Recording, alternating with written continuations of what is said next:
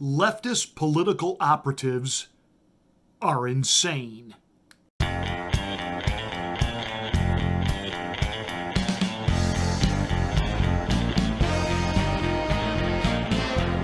It's not just over-the-top hyperbole to say that the political left, and what I'm talking about are the ideologues, the ones that, whether they hold office as proud, out, vocal leftists, or those that work to try to propagate and promote and pontificate leftist ideals, these people are insane.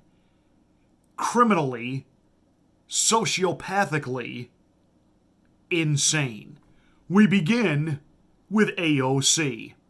Well, I find Governor Abbott's comments disgusting, and I think there's twofold. One, I don't know if he is familiar with a menstruating person's body. In fact, I do know that he's not familiar with a woman, with a female or menstruating person's body. Okay, this is so many levels of just crazy. I mean, in the beginning, AOC was like a cartoon character, like a parody, and it was easy to laugh her off, to make fun of her, to talk about, the fact that she was constantly doing social media from her own little apartment and didn't know what a dish disposal was, a garbage disposal. We're so far past that. She is such a radical loon that she doesn't want to use the word woman. So these are people who menstruate, because she wants to be inclusive of transgendered individuals, people who were women who are transitioning to being men, but they're going to keep their female body parts yet call themselves male. Okay, hey, you know what? I'm going to borrow that right now, and I'm going to keep all my guns, but I'm going to call myself disarmed. See, this is the asinine, idiotic logic that we get from the left, because these people have absolutely no moral compass whatsoever. They have no moorings. They have no foundation, no principles. Why? Because for the most part, first and foremost, they deny God. They certainly deny the God of the Bible. Those that claim to be spiritual or, yeah, I believe in God, it's a God of their own creation, a God without absolutes, a God of gray areas, and he loves everything, and that trumps anything wrong that we do, and it's all okay with God, when in fact, in reality, it's not. So because there's no absolute regarding their faith structure, then there can be no absolute truth. Let me say that again. When you don't have any absolutes within your faith structure, then there is no foundation so that you have absolute truth. Everything becomes subjective. It becomes what you want it to be. On the one hand, she is lamenting that the governor of Texas is stepping in and is telling females, women, menstruating humans, what they can do with their body. Oh, and your side of the aisle isn't? Get the vaccination or else. Put the mask on or else. Or fill in the blank with whatever. So this idea that she's trying to make it sound like that the governor of Texas is out of step, that he is somehow encroaching here.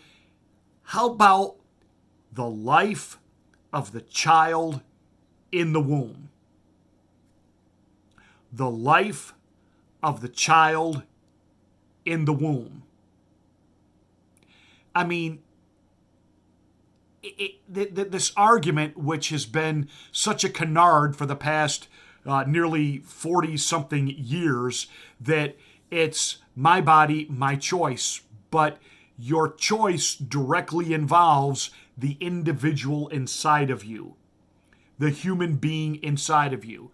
Now she's saying, I can't believe I have to explain biology to this governor, that he doesn't understand that at 6 weeks, I could be 2 weeks late on my cycle and not even know I'm pregnant. So see, I have to explain biology to him because apparently he doesn't know. I mean, The fact that she is this walking paradox and this endless treasure trove of just the glaringly stupid, after she just did vocab somersaults to refer to women as menstruating people, people who menstruate, because she wants to be all inclusive of transgender and blah, blah, blah, blah. Okay, let me give you some basic biology 101. Okay, Alexandria Ocasio-Cortez, you are either a male or a female, period. I don't care if you've given yourself a nice butch haircut and you wear a suit and tie and you call yourself a man. If you menstruate, you are a female. There is no such thing as a man transitioning to be a female who menstruates. Not naturally. So this idea that you're going to explain biology when you haven't got the basic, that you look at the little baby and know immediately boy, girl, male, female. And again, this is concrete fact, not just scientifically, but even spiritually. See, I can have different body parts, but in my mind, I'm something else because of my spiritual Oh, shut up. Just shut up. Meaning the Word of God declares, in the beginning, God created male and female, created he them. Separate, distinct. Men, women, boys, girls. It's simple. You either have an XX or an XY chromosome. There are no other 17 variations. And isn't it amazing? We're constantly being lectured to follow the science, listen to the experts, yet the so-called experts that want to tell us what we are supposed to, by mandate, inject into our systems, yet they can't even agree when so-called life begins. They can't agree on how many genders there are. You know, these things are really pretty simple. And personally, I think even the fetal heartbeat law allowing 6 weeks, personally, that is a human being at the moment of conception. Oh, yes, it is. It's not just a cell or a blob of tissue. It is a human being. If it is left alone, it will come out as a child. Not as a puppy, not as a tree, not as a flower. It's not just some cell. It's a human being. But I'll settle for the 6 weeks fetal heartbeat because that's what we can get right now, and that resonates with American people, and they do understand that. And so for her to dehumanize what's happening in the womb and then to dehumanize, women. I thought you Me Tooers, you women's libs, you feminists, I thought you were all about the empowerment of women. I said this to someone recently. Cancel culture is going to erase themselves. We are watching cancel culture, which, in my personal opinion, is extremely racist to its core. They come off as the friend of the quote-unquote black community, Black Lives Matter, but in reality, all of the things that they are canceling and erasing, they are erasing the history of an entire group of people, till eventually they will have no distinct history of their own. But it was all done in the name of purging prejudice. It's not purging prejudice. You're purging a race. It's just like when Margaret Sanger and Planned Parenthood wanted to help women, wanted to help mothers, especially poor mothers, wanted to help minority families who were not intellectually equipped to actually take care of themselves. So we're going to do it for you. Why? By offering you mass abortion, and we'd really love to sterilize you so we don't have to deal with your human weeds at all. That was Margaret Sanger.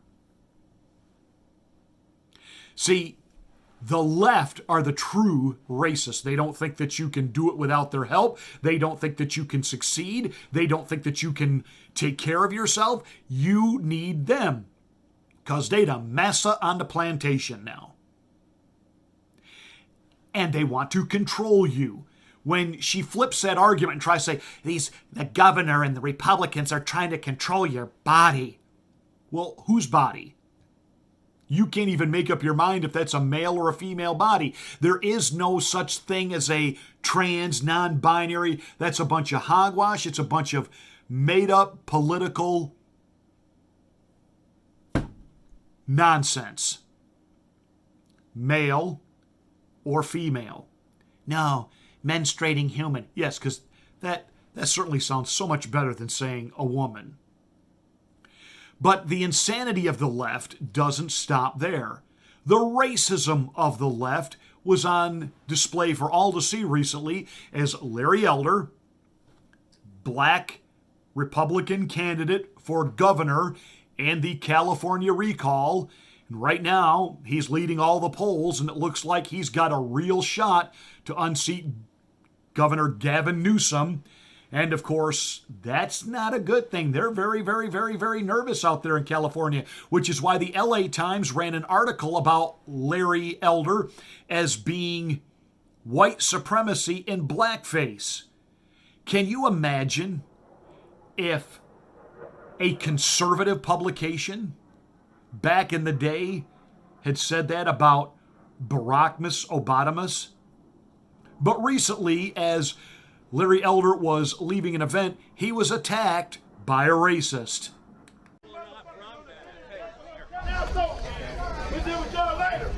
You take your hands off me, touch me again. Don't touch me. Don't touch him. Now, I know those of you that are listening to this as radio feed can't see what the people watching this on YouTube and Rumble can see. A person dressed in a monkey mask, a gorilla mask, just threw an egg at Larry Elder. Larry's handlers asked this person to back off, stop. A person with the individual wearing the monkey mask said, "Don't you touch her." And they're F-bombing, Larry's protection people. And yet the very woman that's screaming, "Don't you touch me," hauls off and punches the guy that's standing there with his hands up, just saying, "Please back off, don't throw things, just go away." But there she stands wearing a monkey mask.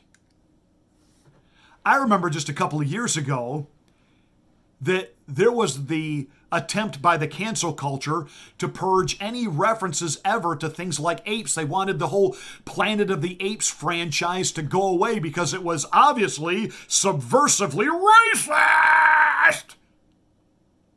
But now, somebody on the left can put on a monkey mask, attend a Larry Elder event, and that's not considered racist at all.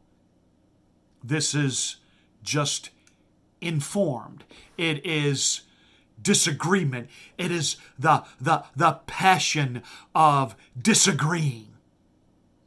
It would never be called anything like, a riot. It was mostly peaceful, despite the fact she threw an egg and a punch. It was mostly peaceful. If someone who is a conservative showed up at a Barack Obama event and put on a monkey mask to heckle him, would the media be this tolerant? Would the media be this understanding, forgiving?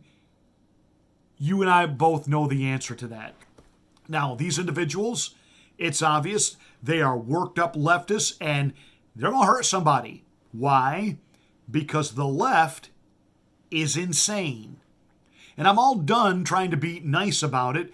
They are certifiably insane, and they need to be treated accordingly.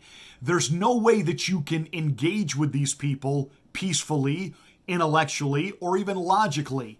They don't base what they believe on any of that. Everything is feelings driven. Truth and reality and facts mean nothing. It's the narrative, and they have bought into the whole BLM narrative, so therefore, trying to have a discussion with them about anything, they just can't wrap their head around how could a person of color be a conservative? Because maybe there are a whole lot of people of color who are now conservatives that took a real look at the party platforms and then took a real look at what parties were actually doing for people, and realize that on the other side of the aisle, they have been lied to and scammed for centuries. That the only help the other side seems to know how to offer is to just give you something to shut you up and get you to go away. They don't do anything to improve your communities, and every time they do, it involves money, and somehow less than half of that money actually gets to the community, and the politicians that brought you the help end up walking away with the rest of it because they are liars, they are grifters, and they're certifiably insane and racist. They want you to stay where you are, stay away from them, and it doesn't matter how much they say that they're inclusive and they're for you. Look at where they live and look at where you live, and in their gated communities, I promise you, you would be arrested if you somehow got through the gate and tried to walk up on their porch. They use you for a vote. They use you for a talking point in a speech. They use you as a way to raise more money for themselves and not you. That's it. That's how it works. And the true leftists, the ones that are really, quote unquote, committed to the cause, like an AOC, they are flat crazy. I don't know if, and I really don't care about AOC's personal life. I don't know if she's actually involved with someone or not, but it makes you wonder what kind of issues, and I'm assuming it's a hetero relationship. Maybe it's not, but for the sake of this, we'll say that because, I don't want to get accused of being homophobic if I say something about a potential female companion she may have. I don't know. I don't delve into the personal, social love life of AOC. I really don't like to delve into any part of AOC, but, when she comes out and says something this incredibly criminally insane, it has to be responded to. But it says a lot to me if she's actually in a relationship with someone, what kind of problems do they have to have if they want to be with someone that's got problems like AOC? I mean, this is a person who just a few months ago was making videos about that she was nearly killed in the so-called Capitol riot, and the whole thing turned out to be a complete lie. But in her mind, it was the truth. It was my truth. Oprah told me so. It was my truth. It's my truth. I really believe that happened. She is crazy. And dude, I'm talking to the dude that is potentially dating her. Dude, we got enough problems in this life. When it comes to relationships, walk away from crazy.